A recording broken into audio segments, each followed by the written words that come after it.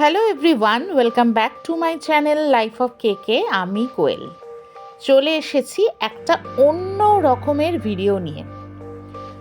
আজকের ডেটটা হলো 26/12/2024।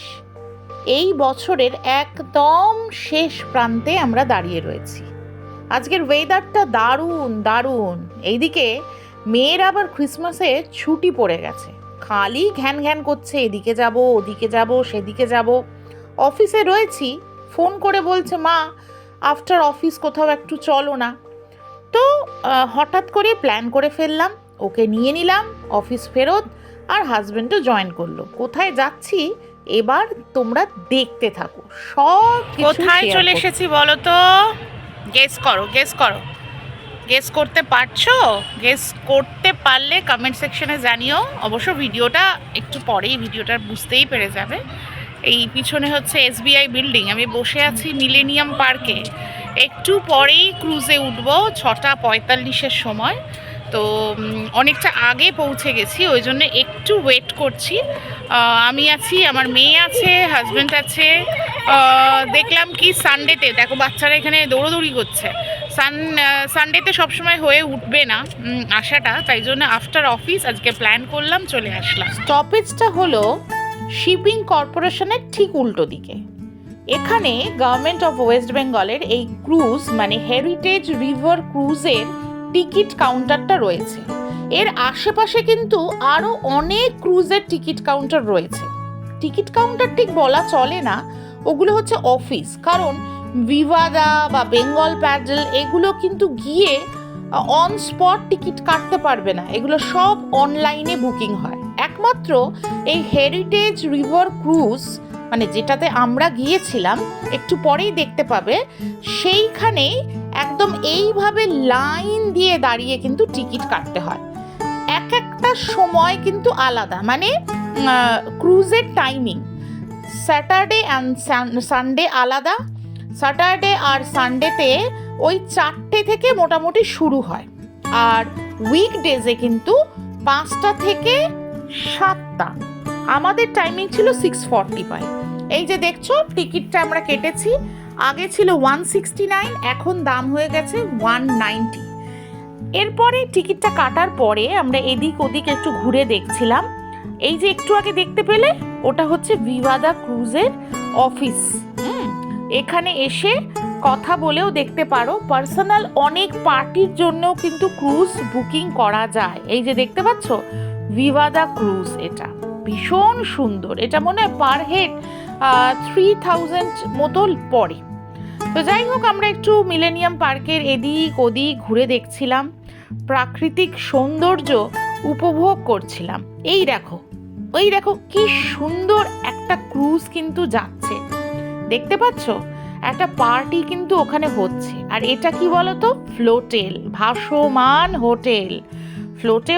ফ্লোটেলে কি তোমরা গেছো কেউ? যারা যারা গেছো তারা কিন্তু কমেন্ট সেকশনে কমেন্ট করে জানিও। আমি একবার গেছিলাম ফ্লোটেলে, ভীষণ ভালো লেগেছে, ভীষণ। একটা বিয়ে বাড়িতে গিয়েছিলাম। তো এই দূরে দূরে আরও অনেক ক্রুজ দেখা যাচ্ছে, ওইদিকে হাওড়ার দিকটাও দেখা যাচ্ছে। খুব ভালো লাগছিল। এই যে দূরে দূরে ছোট্ট ছোট্ট আলো, না এটা যে মানে ক্যামেরায় বন্দি করলেও না এই সৌন্দর্যটা ঠিক বোঝানো যাবে না। আর অপেক্ষা করছি যে কখন আমাদের ক্রুজটা আসবে। আর অপেক্ষা করতে করতে শেষ পর্যন্ত আমাদের সময়টা চলেই এলো। এই যে দেখতে পাচ্ছ লাইন দিয়ে সবাই কিন্তু যাচ্ছে। এই লাইনটা কেন বলো তো? কেন? এই লাইনটা হচ্ছে ঠিকঠাক জায়গায় বসবার লাইন। মানে যে প্রথমের দিকে লাইনে থাকবে সে তার মনপসন্দ জায়গায় গিয়ে বসতে পারবে, বুঝেছো? তারপর ক্রুজের কাছে এসে যা হুড়োহুড়ি পড়েছিল, ওরে বাবারে বাবা। তবে যা সিট ওখানে রয়েছে এনাফ, সুন্দরভাবে বসার ব্যবস্থা আছে। এটা কিন্তু ক্রুজটা কিন্তু দোতলা। এই যে ক্রুজটার সামনে, হেরিটেজ ক্রুজের সামনে দাঁড়িয়ে রয়েছি। একটু পরেই ছাড়বে, তোমাদেরকে দেখাচ্ছি একটু বাইরে থেকে।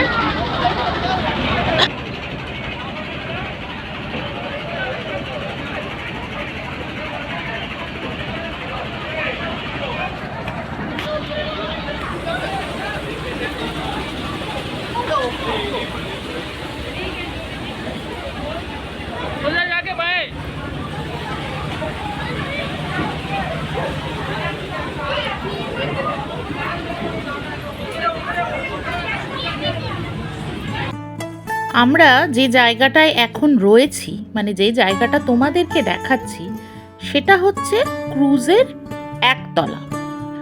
দোতলায় কিন্তু লাইভ মিউজিকের ব্যবস্থা আছে, ওখানেও আমরা যাব কিন্তু একটু পরে। এই যে ঘোরানো সিঁড়িটা উঠেছে, এটা হচ্ছে স্টাফদের জন্য, মানে স্টাফরা ইউজ করে উপরে উঠবার জন্য। আর যাত্রীদের জন্য আর একটা অন্য সিঁড়ি রয়েছে, যেটা দিয়ে পরে আমি যখন দোতলায় উঠব তখন তোমরা দেখতে পাবে। এখানে ক্রুজে টয়লেটেরও ব্যবস্থা রয়েছে, কিন্তু মহিলাদের জন্য একটা টয়লেট আর পুরুষদের জন্য একটা টয়লেট। এইবার ক্রুজ ছেড়ে দিয়েছে, বুঝতেই পারছো তোমরা, খুব সুন্দর লাগছে জানো। মানে আবারও বলছি এই কথাটা, যে ক্যামেরায় কতটা ধরা পড়েছে এই সৌন্দর্য এটা বলা কঠিন, কিন্তু চোখে যেটা দেখলাম সেটা সত্যি সারা জীবন মনে থাকবে। ওই যে দেখতে পাচ্ছ দূরে দূরে, কি বলো তো, দূর থেকে দেখা যাচ্ছে হাওড়া ব্রিজ। আমি আবার একটু জলের দিকটাও ধরেছিলাম, কি সুন্দর এই আলোর রিফ্লেকশনটা, মানে এই জলে ধরা পড়েছে না, গঙ্গায় ধরা পড়েছে, খুব ভালো লাগছে। ক্রুজ চলেছে আপন গতিতে, আর বিভিন্ন ঘাট দেখা যাচ্ছে। আর এই দেখো জনবহুল হাওড়া ব্রিজ, কত গাড়ি, সারি সারি গাড়ি চলেছে, মানুষজন হেঁটে চলেছে। আর আমরা এই যে গঙ্গার বুকে ভেসে ভেসে হাওড়া ব্রিজকে দেখতে পাচ্ছি। এইভাবে হাওড়া ব্রিজকে কখনো দেখব ভাবিনি, এটা একটা নতুন ধরনের অভিজ্ঞতা। তবে এই অভিজ্ঞতা মানে সারা জীবন কিন্তু মনে রাখবার মতো। এই হাওড়া ব্রিজের তলা দিয়ে আমাদের ক্রুজটা যাচ্ছে, তারপরে অনেকগুলো ঘাট ঘুরে আবার কিন্তু এই হাওড়া ব্রিজের তলা দিয়েই ফিরে আসবে। কেমন লাগছে দেখো তো, কমেন্ট সেকশনে অবশ্যই কমেন্ট করে জানিও কিন্তু কেমন লাগলো।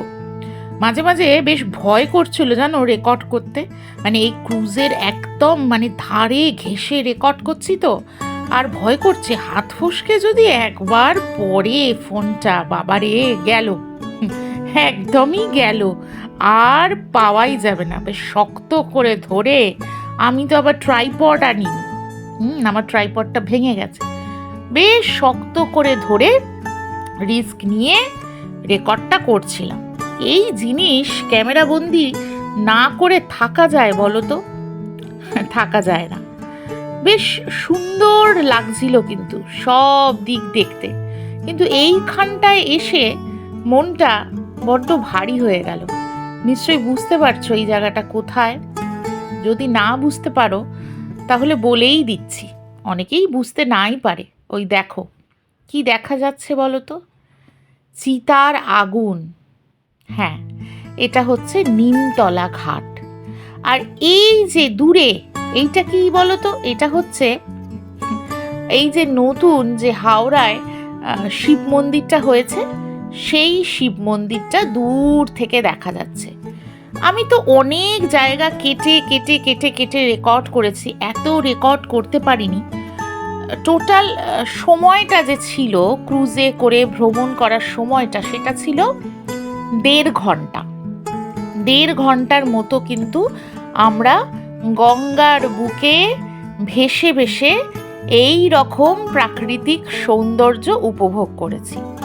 এই যে টাইমিংগুলো বিভিন্ন রকমের, বিভিন্ন সময় বিভিন্ন ক্রুজ ছাড়ে, এই হেরিটেজ ক্রুজটা 2টো রয়েছে, আর প্রতিদিনই ওই 2টো সময় আর কি বললাম, যেটা তোমাদের আগেও, মানে উইকডেজে হচ্ছে ওই উইকডেজে হচ্ছে ভুল বলছিলাম 5টা থেকে, তো আর লাস্ট যে ক্রুজটা সেটা হচ্ছে 6:45, মানে 5টা থেকে একটা ছেড়ে যায়, আবার 6:45 লাস্ট একটা, ঠিক আছে, মানে 2টো।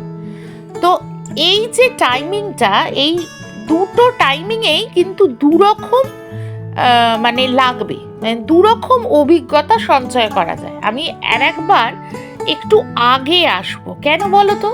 কারণ এই গঙ্গার বুকে ভেসে ভেসে আমরা কিন্তু এই সানসেটটা দেখতে পাবো। এখন যে আমরা দেখছি সেটা হচ্ছে এই দূরে দূরে আলো, সেই আলোর রিফ্লেকশন এইগুলো দেখছি। আবার সানসেটের মজা কিন্তু বেশ অন্যরকম হবে, বলো। এইবার আমরা চলে গেলাম ক্রুজের দোতলায়, আর দোতলায় গিয়ে কি দেখছি জাস্ট দেখো, জমজমাট।